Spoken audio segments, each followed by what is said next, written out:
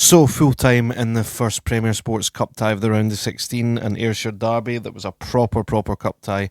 Really good game to watch. It finished Kilmarnock 3, Ayr United 2. After Ayr United took the lead twice in the game, Kilmarnock showed great character to get back into the game and score a winner themselves. Before we get into the full match recap, if you are new around here, please consider checking out some of the other content on the channel, liking and subscribing and following on all the social media platforms.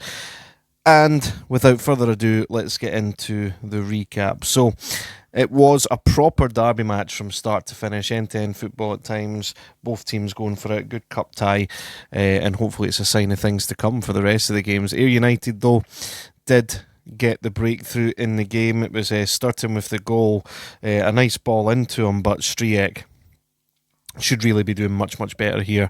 He obviously had that massive mistake where he passed the ball to Benjamin Negrin in the last league fixture where he just gifted Celtic a fourth goal in the game, and he made this error here where he really should be saving it. But Ayr United were good for their lead at that point, and they were riding high. They had a couple other opportunities, but the next goal came from Kilmarnock. Joe Hugo, nice bit of play and a really good finish from him as well, in fairness. To be fair to this game, the rest of the goals that were scored in this game were really good goals to watch.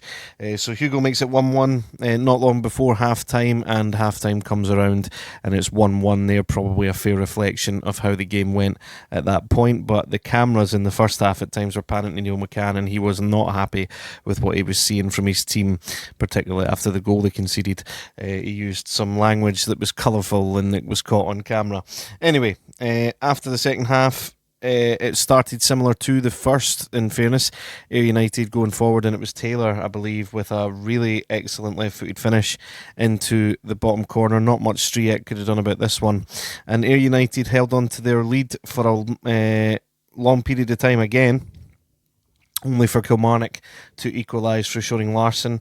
He managed to drive the ball forward unopposed and hit a nice right-footed strike into the bottom corner, beating Harry Stone, who had a really good game up until that point.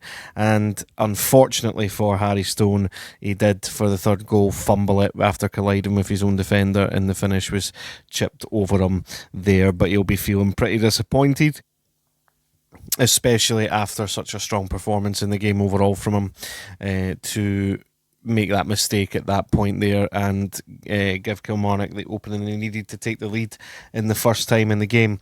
From there, there was a little bit of huffing and puffing from Ayr United, but nothing too concrete. There was a VAR check at the end of the game for violent conduct, but we never actually saw anything come of that. There was no red card given. They didn't actually show any incident on a replay on Premier Sports either.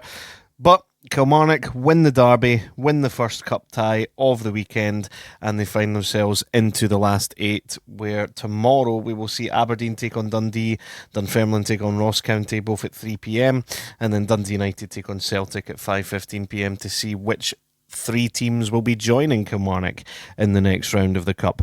Commiserations if you're an Ayr United fan. Good display, proper derby game, proper cup game, like I said. Really good watch for a neutral.